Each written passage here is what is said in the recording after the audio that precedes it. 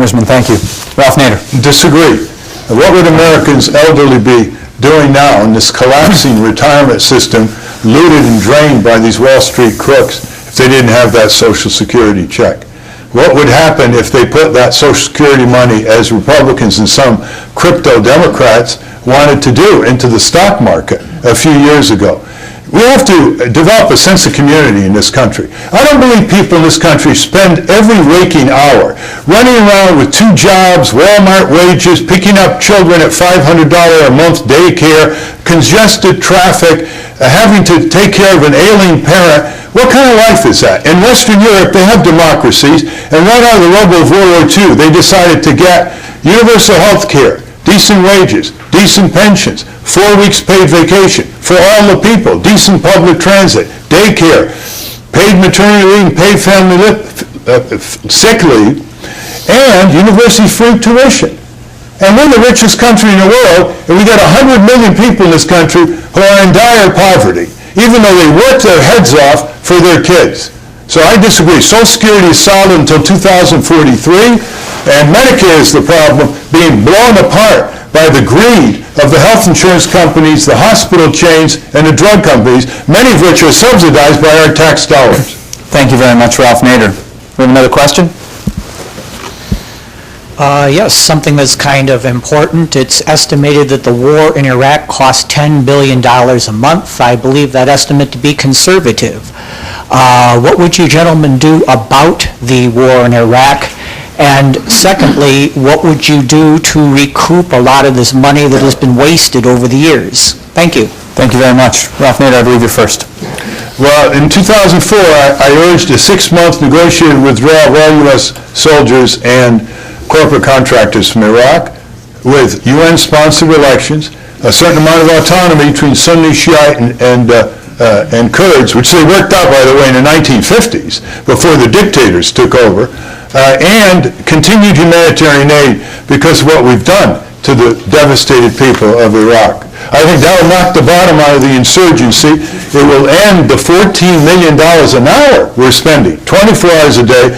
Bring that money back home, put it into public works, look at Cleveland, repair the schools, clinics, public transit, the drinking water systems, all the things that will put a better livelihood for people, good jobs on the ground that can't be exported to China. Thank you very much, sir. Congressman Barr. Here again, the differences between the Libertarian Party platform and my position as its standard bearer and the Republicans and Democrats could not be clearer. Senator McCain apparently believes that we ought to stay in Iraq regardless of whether the surge is working or not working or whatever into the foreseeable or even unforeseeable future. Senator Obama, it's unclear. He talks a great game. He talked a great game early on about removing the troops from Iraq, and he was right about that. We do need to remove the troops, remove the economic and military security blankets that are artificially propping up the government over there. But Senator Obama now seems to be saying, well, we'll move them out of one theater of operations and shift them to another. So what we're going to be doing is propping up, using those troops to prop up another regime. That is the regime in Afghanistan. What we have to do is realize that the way we defeat the terrorists is smart and focused. That is, you have good intelligence, you find where they are, you go after them, you take them out. You don't use precious American lives and $400 million a day of U.S. taxpayer dollars occupying a foreign land in order to do it. That's not good policy, and it's completely unnecessary. Congressman Barr, thank you. Chuck Baldwin. Right. From the beginning, I have made my position clear on this. The Constitution Party also is very clear on our position. We believe that we must, as soon as we can safely and securely do so, extract our troops and our civilian personnel from Iraq and Afghanistan. First of all, as President of the United States, I would never send troops to invade and occupy a foreign country without a declaration of war from Congress first.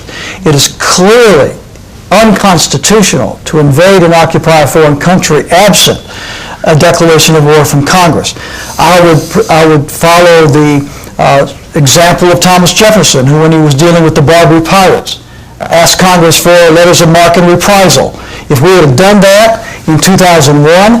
I personally believe that Osama bin Laden would have either been captured or killed, the Al-Qaeda network would have been destroyed, and we would not have lost 4,000 of our finest and best in Iraq. And that's what I would do as President of the United States. The longer we stay in Iraq, I believe the more vulnerable we are. It's a very dangerous situation internationally with China down in Panama, Russia saber-rattling. We cannot leave our troops in Iraq. It's time now for the final question. You'll each have 2 minutes to respond. Ralph Nader, you'll be first. Chuck Baldwin, you'll be second. And Congressman Barr, you'll have the last word. The current economic crisis has demonstrated that we live in a global economy. We've talked about NAFTA, we've talked about WTO. We haven't mentioned the fact that there's a 7% unemployment rate in Ohio right now, much higher here in Northeast Ohio, in double digits in Northeast Ohio. What role should the U.S. play in the global economy, and how can that role create more jobs here in Northeast Ohio and in other areas of the country? Ralph Nader. First, I believe in community self-reliance economically to the most practical extent. That is, the extent that we can grow our food closer to where we eat it, rather than importing it from China, which is increasingly contaminating exports to the U.S., like fish and other products, the better off we are. The extent we can produce our own energy through wind power and through water power and solar energy and energy efficiency, a barrel of oil you don't waste is one you don't have to import, the better off we are. To the extent we have community health clinics and cooperatives, and we not only deal with treatment and diagnosis, but exercise and good nutrition, the better off we are.